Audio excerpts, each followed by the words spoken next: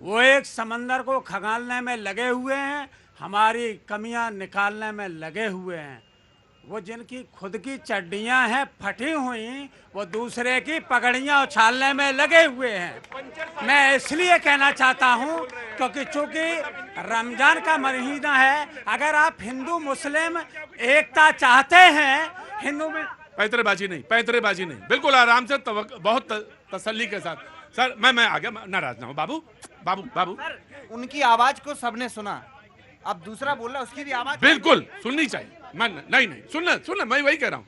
इनको मैंने बड़ा तसल्ली के साथ सुना। इनको भी धैर्य होना चाहिए। हाँ। मैं ये कह रहा हूँ कि रमजान का महीना, और निश्चित रूप से अगर मुख्यमंत्री जी कह रहे हैं, हाँ। देर आए दुरुस्त आए, 80-20 का नारा देने वाले, अली बजरंगबली का नारा देने वाले, कब्रिस्तान शमशान की बात करने वाले, कपड़ों से पहचानने वाले अगर ये कहने लगे तो मुझे तो बड़ा खुशी होगी कि सभी सुरक्षित तो होना भी चाहिए। भाई एक मुख्यमंत्री का मतलब या प्रधानमंत्री का मतलब है कि वो देश के अभिभावक हैं, वो उत्तर प्रदेश के अभिभावक हैं। अभिभावक का कर्तव्य है कि सभी की रक्षा और सुरक्षा की जाए, किसी के साथ भेदभाव नहीं किया जाए। हालांकि उन्होंने आखिरी में टिप्पणी आड़ी टेढ़ी कर दी, वहीं पहुंचा दिया। मैं आऊंगा मैं नहीं आया क्योंकि रमजान का नहीं आप चूक गए। खबर पकड़िए, उन्होंने कहा 2017 से पहले दंगे होते थे, लेकिन 2017 के बाद दंगे नहीं हुए।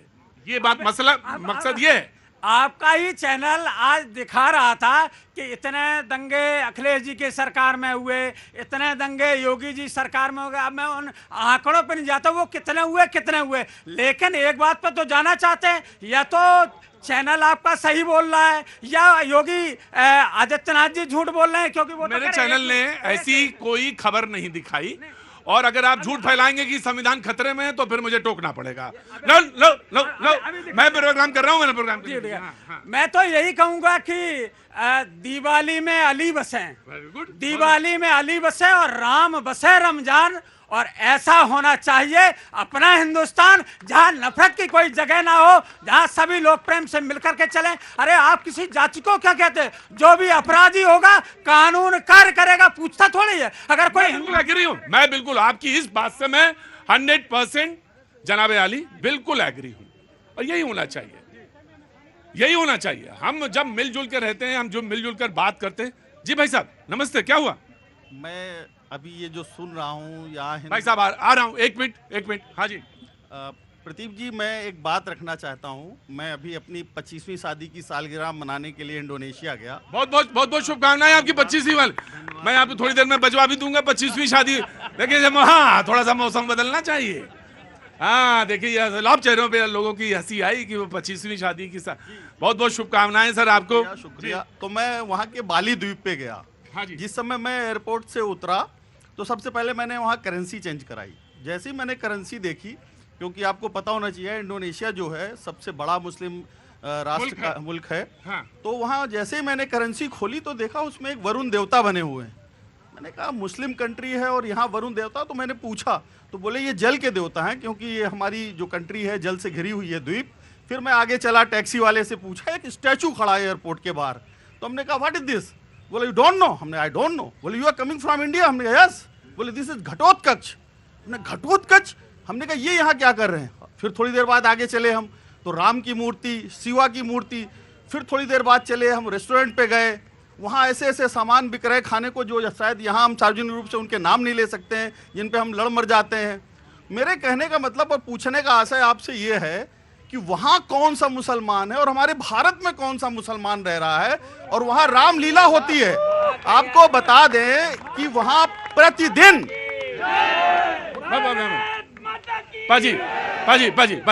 पाजी बहुत अच्छी बात है, आप देशभक्त आदमी हैं। नहीं पाजी, मुझे बहुत गंभीर सवाल उन्होंने पूछा। प्रतीक जी, वहाँ पर एक मंदिर है जहाँ पर एक किच करके डांस में 1 घंटे का एक रामलीला का मंचन होता है, जिसमें राम, रावण, आपके जो भी पात्र हैं उन सबको शो किया जाता है। 120 लोगों का ग्रुप है, जिसमें से लगभग 40 मुस्लिम हैं जो उस पार्ट को प्ले करते हैं। तो मैं सोचता हूँ वहाँ इतना बड़ा इस्लाम, वहाँ कौन सा इस्लाम है और यहाँ कौन सा इस्लाम है? यहाँ का इस्लाम कैसे खतरे में आ जाता है राम का नाम लेते हैं? रफी मोहम्मद साहब बताना चाहते हैं। बड़ा अच्छा सवाल बोला, एक्सीलेंट क्वेश्चन है ये। पूरे दुनिया का, पूरे मुल्क का सबसे ज्यादा बड़ा। और आखिर इसी में एक सवाल और जोड़ देते हैं हम, वो रामलीला करते हैं और हम रामलीला के पात्र हैं, तो आखिर हम लोग क्यों लड़ जाते हैं, ये भी सवाल। मैं तो सवाल इसको और बड़ा कर देता हूं, ब्रॉडर कर देता हूं। जी मैम थोड़ा सा, तो हम तो और ब्रॉडर कर देते हैं सवाल को। हमको नहीं लड़ना चाहिए, हम क्यों लड़ते हैं, ये सवाल मैं और आपने बहुत अच्छा किया कि जब वहां का मुस्लिम पात्र राम बन सकता, पहले तो 25वीं सालगिरह की आपको बहुत बहुत शुभकामनाएं। पात्र बन सकता है, नोट पे वरुण हो सकता है, जल का देवता है, घटोत्कच। अभी मैं यहां पूछूं बड़े बड़े हिंदुओं से तो घटोत्कच ना बता पाएंगे कौन था। एक मिनट सर, डॉक्टर साहब, सवाल यह है कि क्या वो कमजोर इस्लाम है, ये मजबूत इस्लाम है, या ये कमजोर है वो मजबूत है? मैं आऊंगा रफी साहब पॉलिटिकल आदमी से बात। जी जनाब। अदब और सम्मान के साथ, इस मुल्क की जो तहजीब है वो वसुदेव कुटुम्बकम के आधार पर है, और मैं ये बताना चाहता हूँ कि वो इस्लाम और ये इस्लाम को जो मानने वाले लोग हैं, जब शिक्षा आएगी तो जहनियत बदलेगी, क्योंकि इंडोनेशिया की संस्कृति वही है, उन्होंने आस्था नहीं बदली, भगवान ईश कहो, अल्लाह कहो, वाहिगुरु कहो, मालिक कहो, खालिक कहो, वो सबका मालिक एक है। मैं अदब के साथ कहूँ कि मेरे माननीय प्रधानमंत्री जी, माननीय प्रधानमंत्री डॉक्टर मोहम्मद बिलाल हूँ मैं, वो यूँ कहते हैं कि एक हाथ में कंप्यूटर और दूसरे हाथ में कुरान, क्योंकि तालीम आएगी तो तस्वीर बदलेगी, तालीम आएगी तो घटोत्कच का पता चलेगा, तालीम आएगी तो कृष्ण और सुदामा की मित्रता का पता चलेगा, तालीम आएगी तो राम को मानते हैं, राम की नहीं मानते, इस बात का पता चलेगा। प्रतीक भाई, अदब के साथ कहता हूं, उन शहीदों के सपनों का भारत जिन्होंने कुर्बानियां दी, आज हम सत्ता के लिए लड़ रहे हैं, हम इस समाज को बनाएं। बहुत सही डायरेक्शन में जा, बहस बिल्कुल सही डायरेक्शन में। कहां चले गए?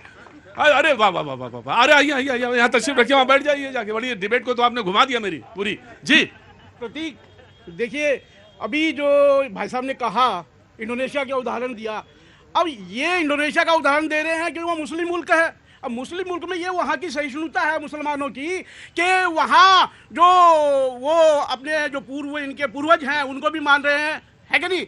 वहाँ नोटों में गणेश की यही तो सिर्फ रफी साहब यही पूरी बात हो जाएगी, पूरी बात हो जाएगी। यही तो सवाल है कि उतनी दूर जाए ना हम। अरे हुजूर आली सुन तो लो मेरी बात, मैं कह रहा हूं हम उतनी